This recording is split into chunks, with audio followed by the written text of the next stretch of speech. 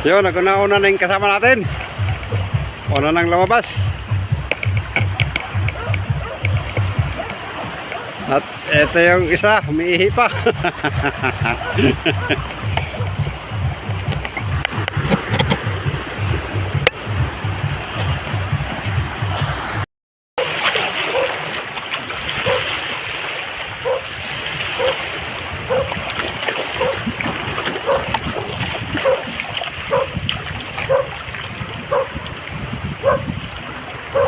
Medyo malalaking alon doon, banda unahan.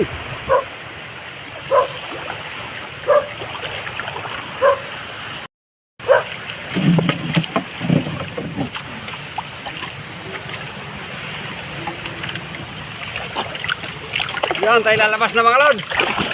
Dito sa labasan, medyo malalaking alon.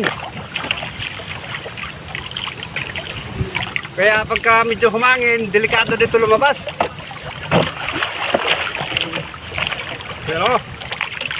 Pero kayang-kaya pa rin naman. Kahit mga maliit na bangka lang, bangkang sakwan.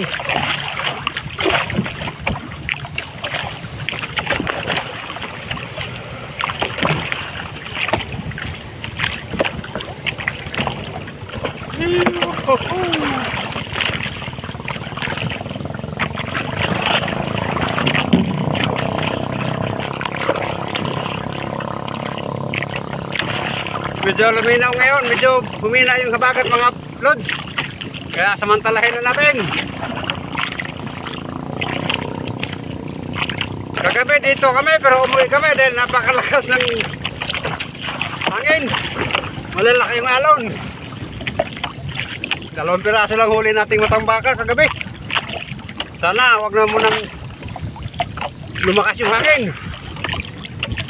Dahil wala na tayong bigas.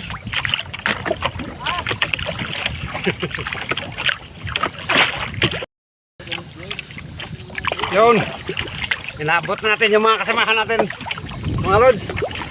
Nandito pa sila, mga kagaya ko, mga bisagwan lang. Ayun o, 2. At doon yung punta namin sa spot na ang Matangbaka. Yan, mga small fishermen, mga disagwan. Ito yung pinakamalakas oh. Ayan oh, pinakamalakas yan.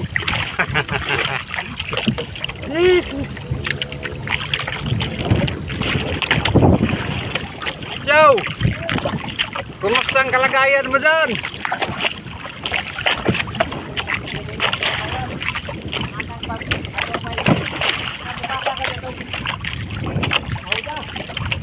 Aw.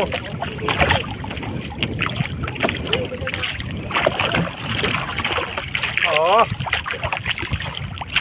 Yan yung mga kasamahan natin. Magkakarira kami papunta doon sa spot.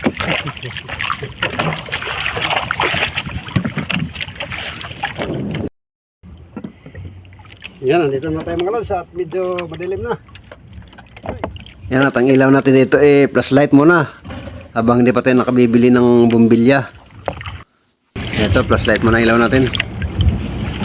Sa Matambaka, pagka inuuntog namin kadalasang ilaw lang namin flashlight. Dahil hindi naman lumalapit yung isdang Matambaka pagka masyado ng maliwanag. Andun sa malayo, naglibot-libot lang dun sa hangganan ng dilim ng ilaw. Kaya mas maganda itong flashlight. Pagka inuuntog lang dahil nasa malapit sila, dumadaan. Dahil maliit lang yung liwanag ng flashlight. Madilim na mga lods. Headlight na flashlight lang yung gamit natin. 2, isa nakapokus doon sa may dagat at yung isa para sa pagka may huli na, para maliwanag. Ito, nasa ulo yung isa. Ganito lang style namin mga lods. Wala naman kaming budget para sa tanggal pa. Tanggalay at natanggal yung ilaw natin.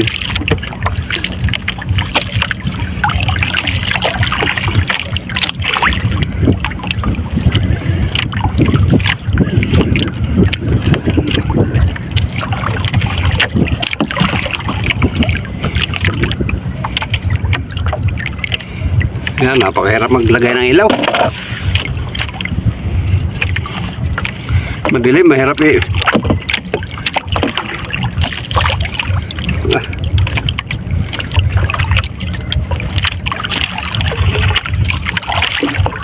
Yan, ibalik natin sa ating ulo para makaarya na tayo.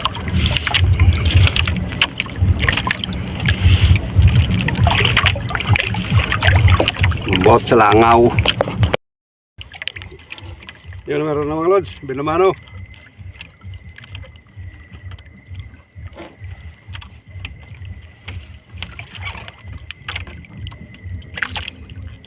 Yun.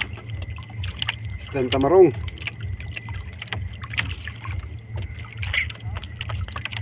Ah.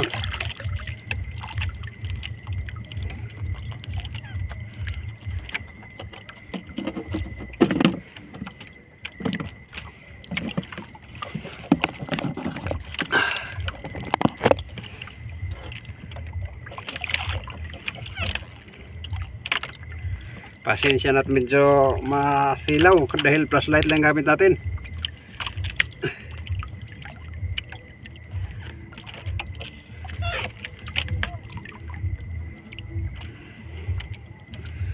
Papain tayo.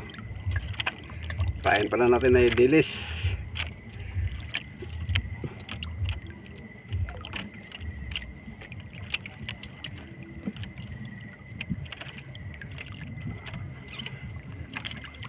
Kung palang pain natin ay dilis.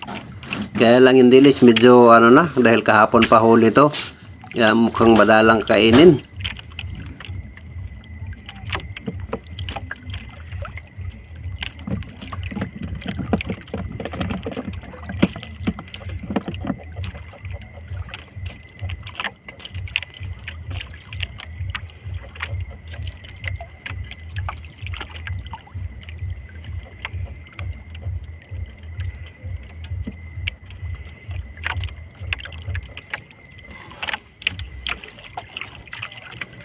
Ari-arit natin. Yan, at meron na naman tayong hinihila mga lods. Matamba ka kaya to o nasa ilalim pa. Tingnan natin kung anong klaseng isda to.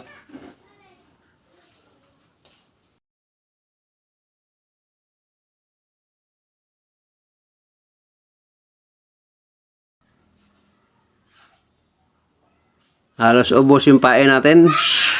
Maraming kumakain pero hindi naman na huhok. Ayun, gunting-gunting mga lods. Isda sa bato naka ano, naka-standby sa bato yung mga yan. Lumilibot-libot yan sa bato sa bahay nila. Gunting-gunting, kauri din ng ano, lagan. Ayan, at tayo magpapain ulit dahil ubos natin pain. Isang galawan lang, tanggal lahat. Yun. Siya nga pala mga lods, mukhang hindi tayo magtatagal dahil may napapansin kaming napakaitim na ulap. Bandang Limasawa. Dahil nag-aano naman yung habagat, magbabalik-balik, nawawala. Tapos pagkagabi tumitira. Kaya baka maya-maya uwi na rin kami. Pagka hindi na namin maintindihan yung panahon. Dahil mahirap na, disagwan lang kami. Baka abutin tayo dito. Hindi naman nakakatakot dahil nasa mababaw lang kami. Malapit lang sa Dalampasigan. Kaya lang malayo din to sa amin. Yan na yung malilit na ilaw na yun. Yan yung lungsod namin, Liloan. Malayo pa sa amin to, itong lugar na to dahil kami nasa Himayangan. Kami namimingwit ay malapit na sa may ano, sa may Tabugo na banda. May malapit na sa Liloan. Yung may terminal, ferry terminal. Yung maliwanag na yan, ferry terminal yan. Yan at ito tayo, may huli na naman mga lods. Ayan o, hinihila pa natin. Pagkatapos nito kami uwi na. At makakatakot na yung langit. Madilim na, mas madilim pa. Kaya maraming salamat sa inyong mga organic viewers at silent viewers sa inyong suporta. Okay, lubos na nagpapasalamat sa inyo. Maraming pong salamat at sana wag po kayong magsawa. At sa gusto ma-shoutout, mag-comment lang po kayo para shoutout natin. Yan po, at tayo mag-aarya pa ulit habang arya pa natin to para ano na natin, maligpit. Lagyan muna natin ng pain bago tayo last na to na area at tayo uwi na. Mahirap na, baka abutin tayo ng malalaking alon. Madilim pa naman, hindi natin makarkula yung ating pag-aanuhan doon sa may sa may uwian namin, sa may Dalampasigan. Medyo mabato doon sa may namin, kaya tayo last na tayo kami uwi na.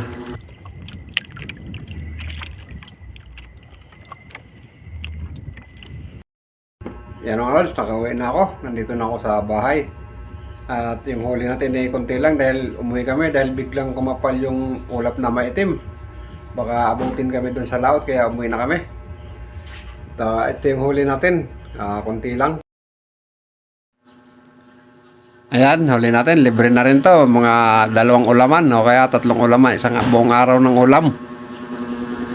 Dahil 2 lang naman kami ng misis ko. Kaya yan o. Paksiwi na lang yung iba para umabot ng hapon. Kunting tipid. Dahil mayroon pang panahon. Medyo malakas-lakas ang alon pagka humabagat.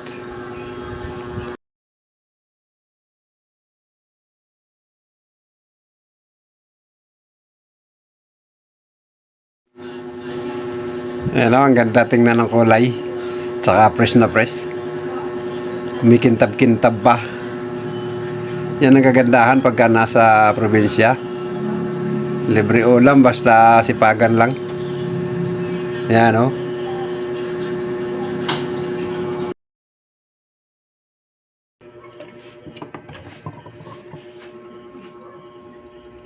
Yan, ito lahat ng huli natin. Pang-ulam na rin to.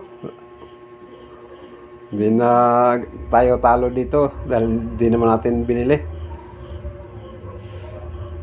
Yan. Ako nga pala nagpapasalamat sa inyo sa mga organic viewers at silent viewers. Maraming salamat sa inyo hanggang ngayon sa pagsama nyo sa akin.